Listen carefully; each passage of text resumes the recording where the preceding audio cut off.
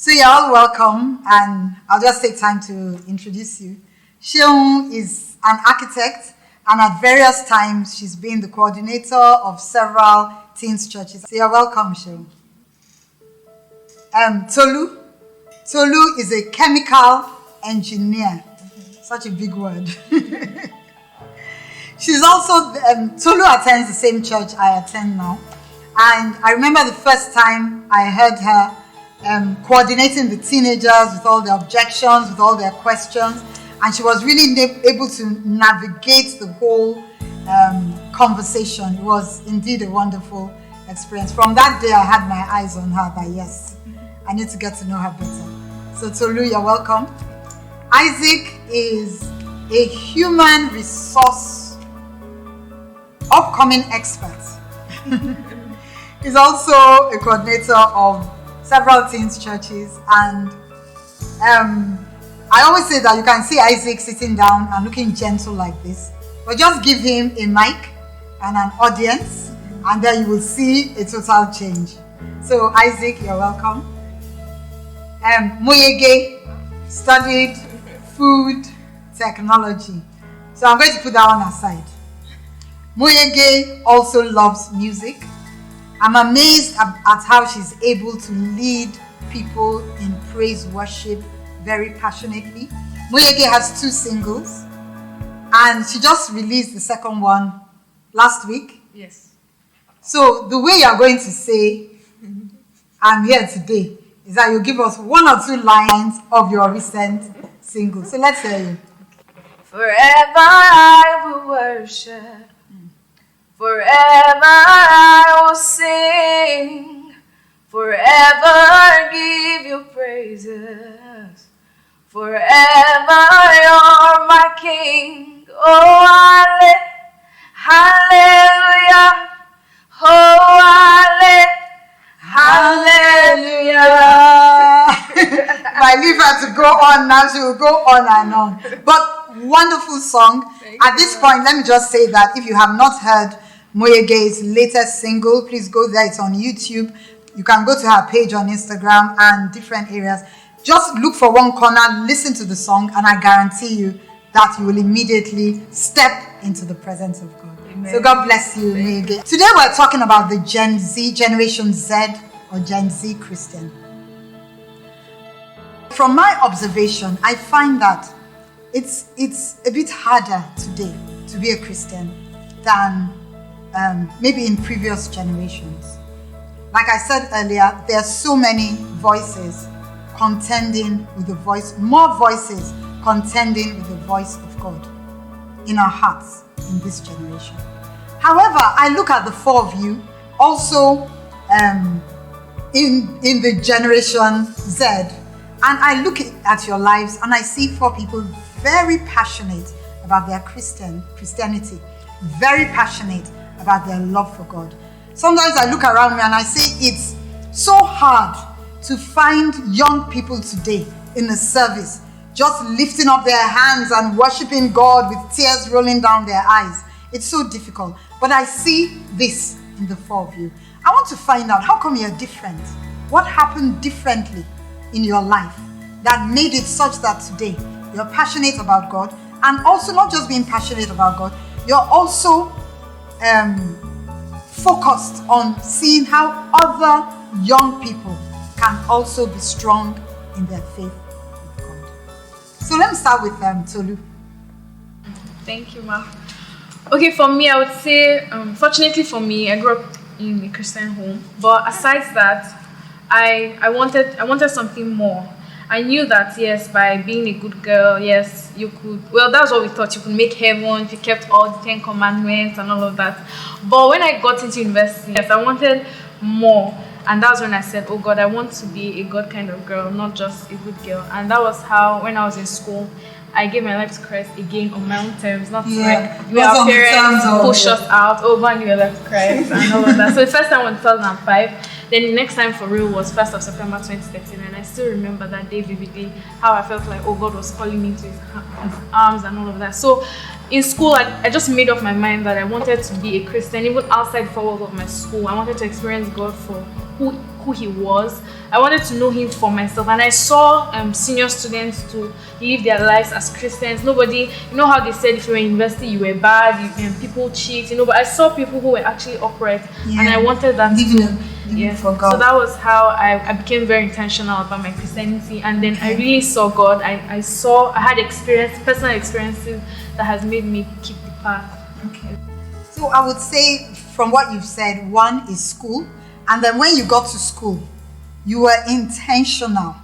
You took a decision and said that from now, I'm going to live for God. And that's what has really helped you to grow as a Christian. You also had examples so you had live examples of people around you, other students around you. So I think that's very key. School, very key, and the things you've mentioned. You started off by talking about home, that you came from a Christian home. Moyege, can you tell us about home? How has home had an impact on who you are today as a Christian? Okay, so like she said before, I'm also from a very Christian kind of background. That there are a lot of don'ts and do's in the house, which somewhat it seemed very tough in the beginning. It seemed very why, but along the line, these things had helped to sort of create templates that we could always, all of us, we could always fall back on. Yes. So, the role of the home cannot be underestimated in a child's. There are several people that didn't particularly grow up in Christian homes, and they are doing amazing things for God. I remember you told me a story once that also helped your Christianity and helped you to have faith in what God can do. So can you share that story with us here? Okay, yeah. As a child, before I even knew God, knew God for myself, I used to have this teeth thing that before one teeth falls off, another teeth is already growing. My mom used to say I had too much teeth, and God was just showing off. So there was this point that I had two teeth growing at the same time. One was up, one was down, and I didn't like it because, of course, it was pushing my lip up. And then I went to meet my mom, and Mommy, I have another teeth. One space has two teeth, and then she told me that I should go back and talk to God, pray about it will go. As a child, I would have just said, Mommy, why can't you just look for a solution? Maybe put some oil or something. I just followed that, and you followed the fact that you should go and pray. I should go and pray. Okay. So I prayed about the teeth, and to my surprise, in about 2 weeks or a month, I couldn't find the teeth again. Where did it go? I don't know. So that actually taught me that you can actually pray even as a child, and your prayers will be answered. That's basically it for me.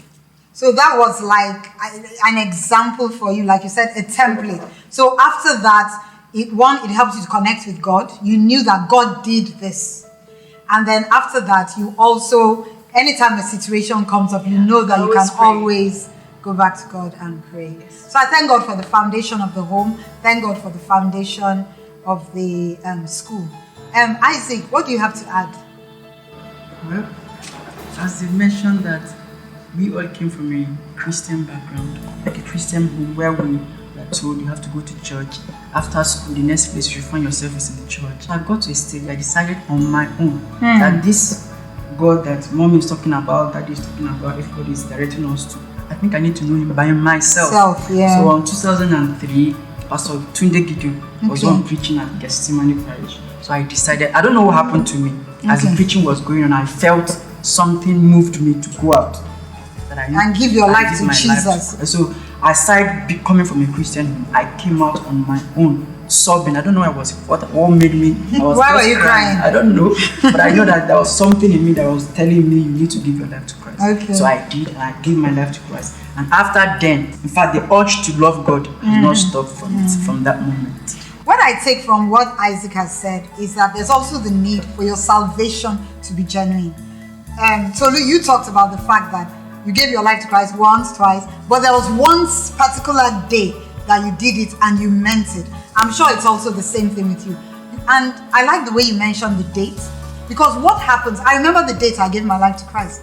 That one that is genuine, you will remember it. It's not enough they give an altar call and you go to the front, say you want to give your life to Christ. Many times people leave that place and go back. But I like what you said about the fact of genuine salvation. So maybe one of the reasons why the Gen Z Christian today might find things a bit difficult is the question we need to ask ourselves: that salvation you have, is it genuine? Was it genuine? And if it wasn't genuine, I think the three of you have talked about the fact that it gets to a point where you need to make up your mind and say, I want to give my life to Christ for me. Not, I don't know who said, okay, you are Tolu, you said, Mom, say, yeah, go forward, go forward, go forward. It's not now somebody pushing you forward, but you of yourself saying that I want to give my life to Christ. Excellent contributions you've made so far. Seun. Yeah, so I absolutely agree with everybody because I feel like most of our stories are similar. But what I'd like to add is the place of church. So my parents, again, were Christians before I was born. They're like, yes. So I found myself in church a lot. I had church aunties, lots of them. And I feel like that had a lot to do with my foundation. All of that happened when I was a child mostly, and then by the time I started becoming a teenager as well. And how it has inspired me now, and part of why I have stayed in the ministry like for the Seun's church is I find that it really helps, just someone guiding you. So because now I find that people are very perplexed. They're like, how are you a good girl? Lots of people whose parents are pastors, they're not good. I'm sure most of us have heard stuff like that. They don't expect me to be good, but I feel like that helped me, and I know that it has a lot the fact of grace. The people Yes, around you, around me. So it wasn't just my parents; it was like home, It but was also home system. in church. It was that support system. And again, talking about support system, there was also friends. So when I eventually got to the university, I would say I was lucky, or God gave me grace, or I had special grace or special favor. But I walked into friends who were Christians, who were godly. And yes, I'd made my own decision now to be godly. But those things, it really just made it easy. So I didn't have too many decisions to make, honestly. I wasn't tempted. I wasn't tempted because I just found myself. So, and how I would like to close it is to say, on one hand, it can come naturally, in quotes, like it came for me. But on another hand, you can desire it and ask for it and say, God, give me a support system. Help me have a family of people who can work on it. And then also from my part and for other people who are Christians now, you can be that support system for somebody because it's not one way, it's like two directions. I like that point, and I think that's what has also cut across everybody, that what you have, you also want other people to have it. Have it in the same way, have it in an even better way. So I think you've all made very excellent contributions to this, and I would want to encourage everybody out there who is in this age range where things are very difficult. God has a way of reaching out to everybody. No matter what, it's not a generation thing really. God has a way of reaching out to everybody. All we need to do is to desire, take that decision. And something interesting you said, some people might not have born in a Christian home, might not have gone to a Christian school, might not today have the support system, but eventually if you fall back on the genuineness of your salvation, that's one. Two, if you also desire in your heart, I believe that God will find a way. Like you said, it could be a friend, it could be anybody around you, but God will find a way to reach out to you and to help you, to give you that passion so that you are passionate for Christ. Thank you very much for watching the first part of this episode of how to be a strong Gen Z Christian. Watch out for part 2 of this episode. Thank you very much, and God bless you.